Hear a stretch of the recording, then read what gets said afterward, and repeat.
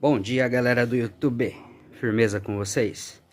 Meu nome é Leandro, eu sou adicto limpo só por hoje. Graças um pouquinho aí da minha boa vontade. E há muita coisa que acontece ao meu redor, meu poder superior, as pessoas que me apoiam, minha família. Pessoal, hoje eu vou falar de um assunto bastante interessante, de forma bem simples, porque o conteúdo é pesadão. Mas eu vou falar de uma forma simples e muito fácil de compreender, e é muito importante para nos aprofundarmos na nossa doença, né, do nosso assunto de interesse maior, que é a adicção, muito chamada de dependência química por muita gente, chamada de vários nomes aí, tá bom? Entre várias culturas. Há quem chame de sem vergonhice. O importante é que a medicina, ela reconhece, tá? É uma doença. Eu reconheço, e acho que todo mundo que passa por isso reconhece. É doentio, é uma doença. Vamos lá, pessoal, eu vou tratar de um tema que se chama mecanismos de defesa do ego. E eu vou relacioná-lo, apesar de ser um assunto bastante amplo, eu vou relacioná-lo com a nossa doença. E por que é importante a gente ter conhecimento dele para se auto-perceber.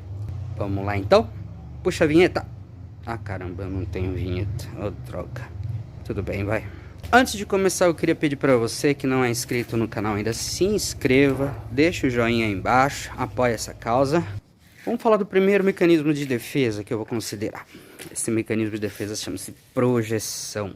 Esse é um assunto muito amplo em psicologia, para falar bem a verdade, tá? A gente faz isso o tempo todo.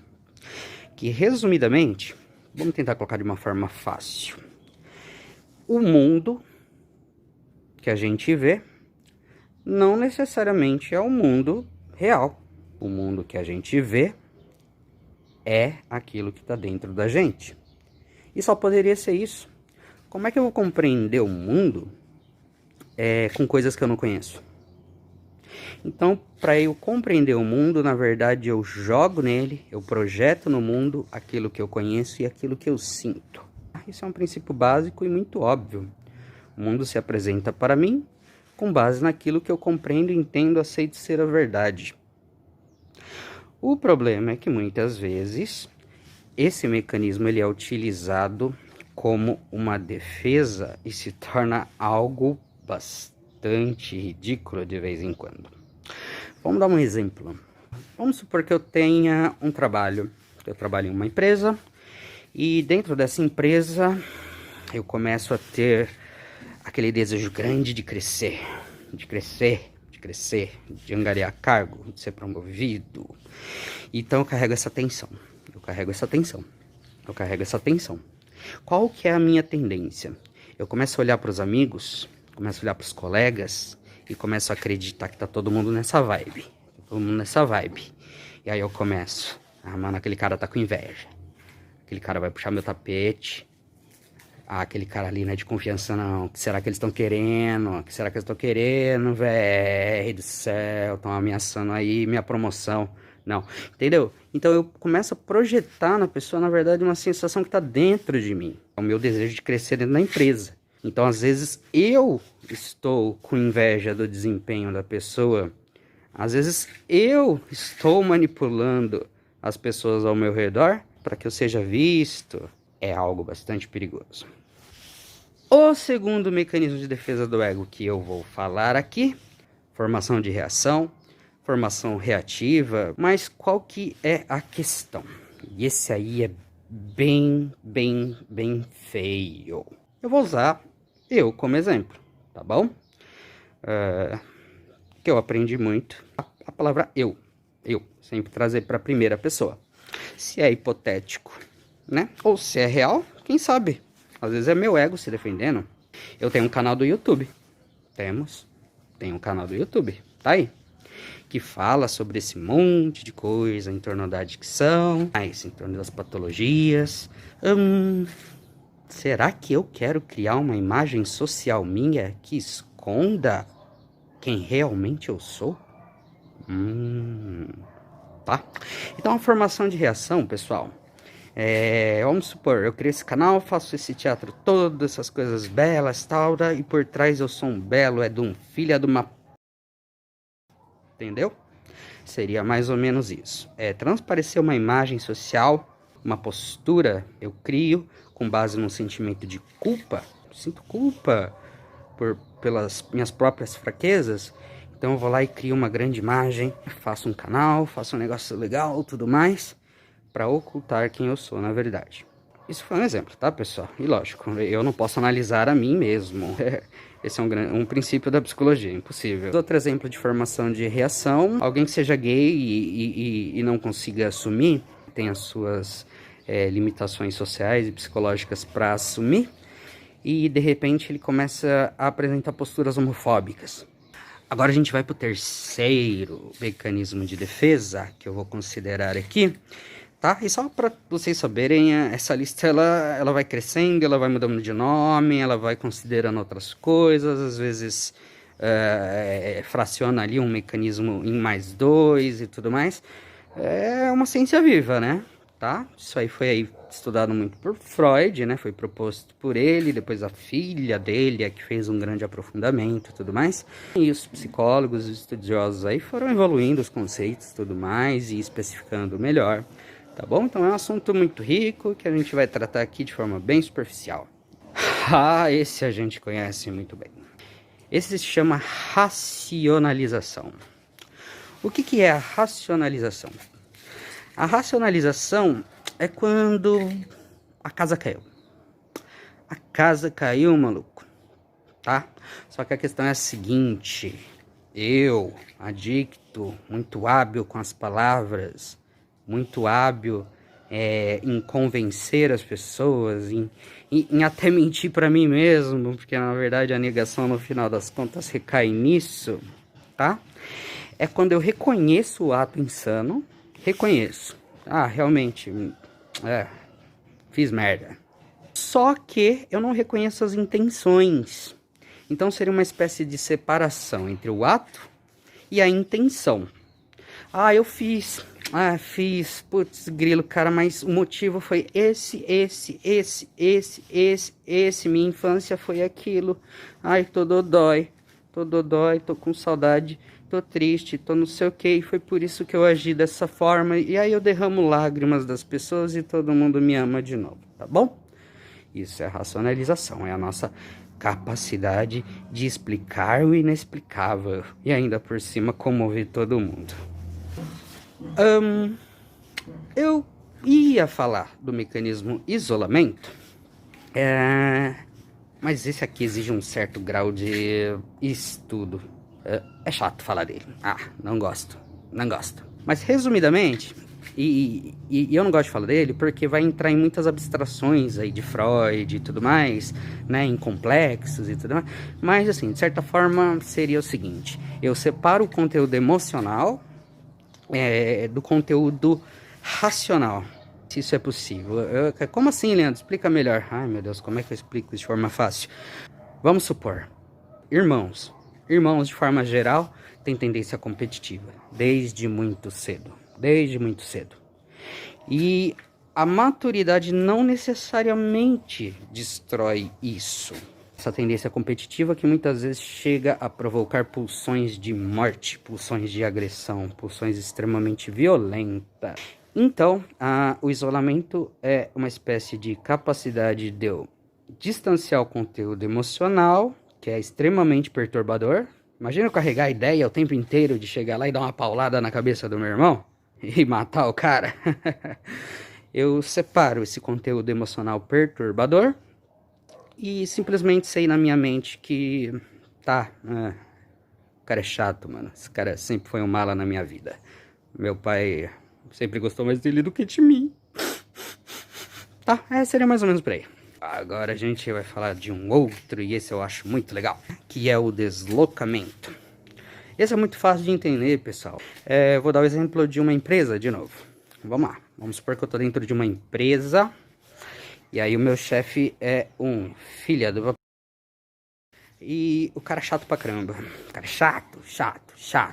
Todo dia o cara me humilha. Todo dia o cara dá um jeito de ferrar com o meu bem-estar. E todo dia o que acontece, eu abaixo a cabeça pra ele, só que chego em casa e meto a bicuda no meu cachorro. Blau! Cachorro desgraçado! Então assim, quem está me agredindo de verdade? É o meu chefe. Só que a minha reação não é com ele. A minha reação é direcionada, ela é deslocada para objetos que não oferecem ameaça. E o resultado disso geralmente é muito injusto. Muito injusto. Porque eu vou bater em quem não merece. Muitas vezes em pessoas que me amam, tá? E não bater no sentido somente físico, que pode acontecer. Mas muitas vezes tem um relacionamento extremamente nocivo dentro de casa. Ofendendo minha esposa, meus filhos. E na verdade o motivo é a raiva do meu chefe. Vamos lá. Mais um mecanismozinho. Esse aqui também é legal. Fácil de entender. E o nome dele é regressão. Né? O que é regressão, Leandro? Vamos voltar ao tempo? Mais ou menos isso, em termos psíquicos. Vamos supor que eu esteja passando por uma fase de grande estresse, grandíssimo estresse. E, na verdade, eu não consigo lidar com todo aquele estresse. Qual é a tendência do homem primitivo? E aí vem, né, o nome regressão. Qual é a tendência do homem primitivo? Seria ou meter porrada em todo mundo, tá? Ou, então, comer, pegar um pote de sorvete e engolir ele inteiro, né? Então, assim, seria uma atitude mais infantilizada, tá? A gente pode pôr a birra, quando eu simplesmente perco a racionalidade, perco a razão, tá? Só que aí eu defendo minha postura na birra, esbravejo, volta a ser um bebezinho, basicamente isso. Pessoal, esse próximo aqui, eu posso dizer com segurança que é um mecanismo de defesa do ego que estrutura todas as relações humanas. É o mecanismo de defesa do ego que estrutura a ordem civil. É o mecanismo de defesa do ego que estrutura a coexistência entre as pessoas. E para falar a verdade, esse mecanismo de defesa do ego, ele é muito importante para manter a ordem. E se você conhecer ele muito bem, você consegue ser mais feliz.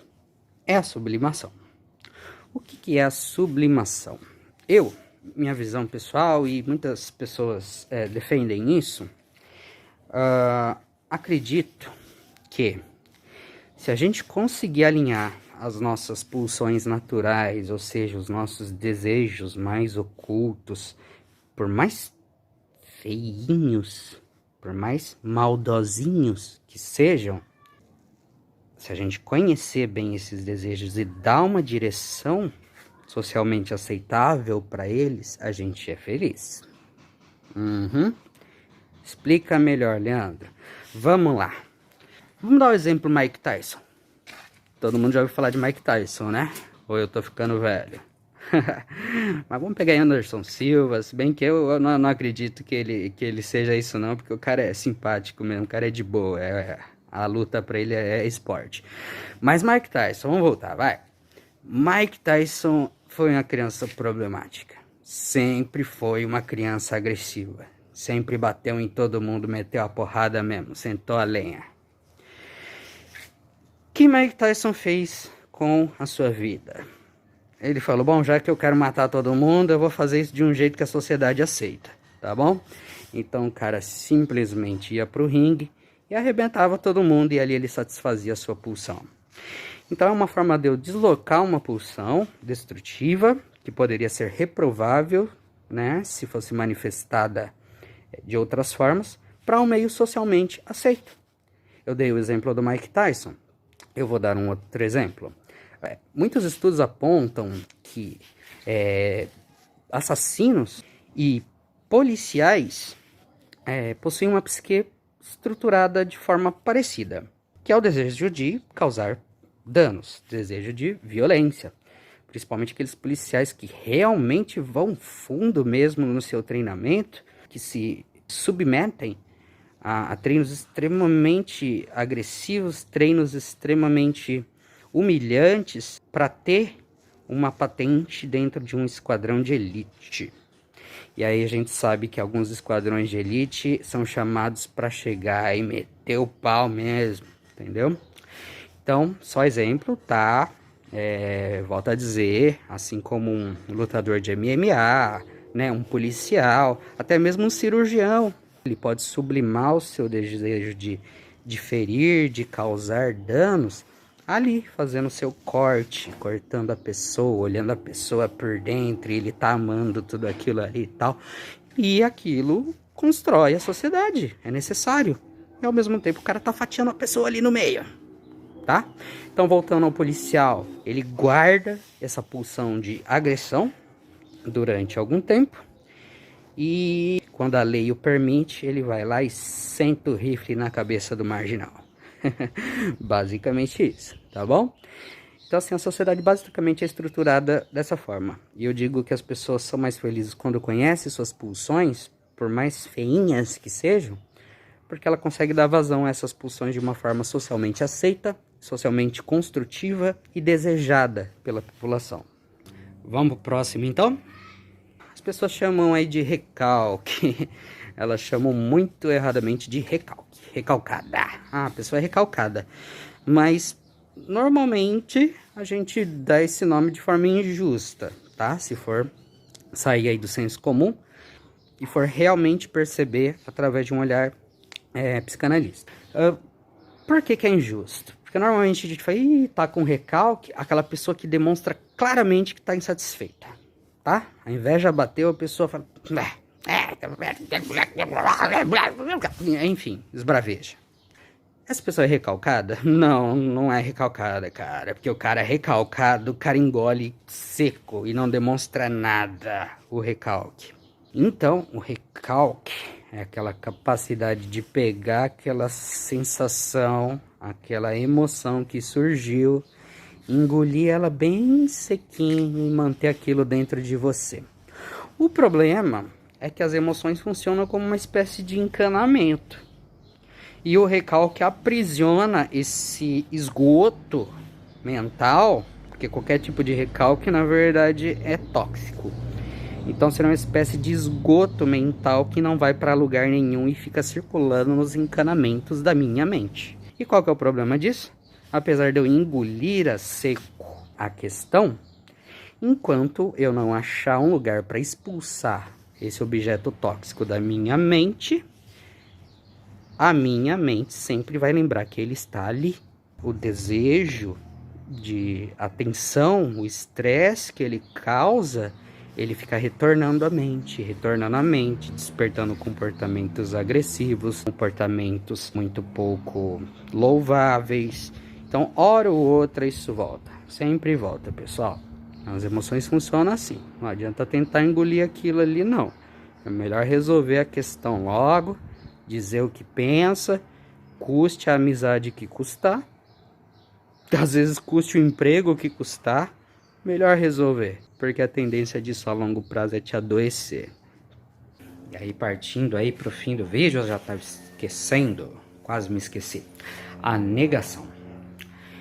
Esse é mais um mecanismo de defesa do ego bastante conhecido por nós, não é mesmo? A negação.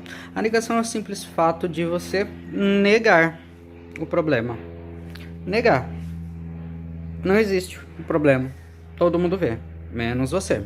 O contexto da negação ele pode ser entendido também dentro do processo de luto, que tem um vídeo específico sobre isso, que eu falo sobre a tristeza e o luto. A negação ela apresenta diversas facetas que levam a pessoa a minimizar o problema ou simplesmente não vê-lo, tá? Tá todo mundo vendo que o mundo da pessoa tá desabando e ela segue negando, tá? Importante dizer que todos esses mecanismos são inconscientes, tá bom? As pessoas não fazem de propósito.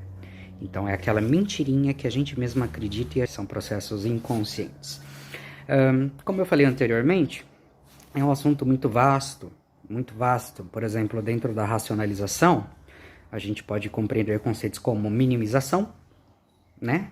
Que é, tá bom, tal, eu uso, mas é pouco, é só de fim de semana, né? E eu uso pouco, minimização, por exemplo. Tem a questão da compensação, que se enquadra dentro de um processo de racionalização, que, né? A compensação seria mais ou menos assim.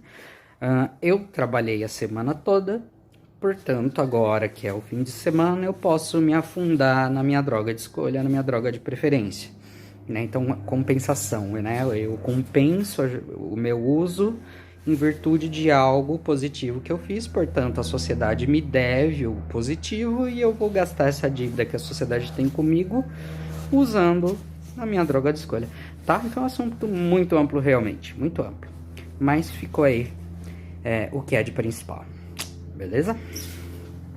Então esses aí foram os mecanismos de defesa do ego, e agora o que eu vou apresentar para vocês aí é minha forma de canalizar muitos impulsos agressivos que eu tenho para algo aceito socialmente. Espero que você curta aí o finalzinho do vídeo. А теперь обещанный Canon Rock.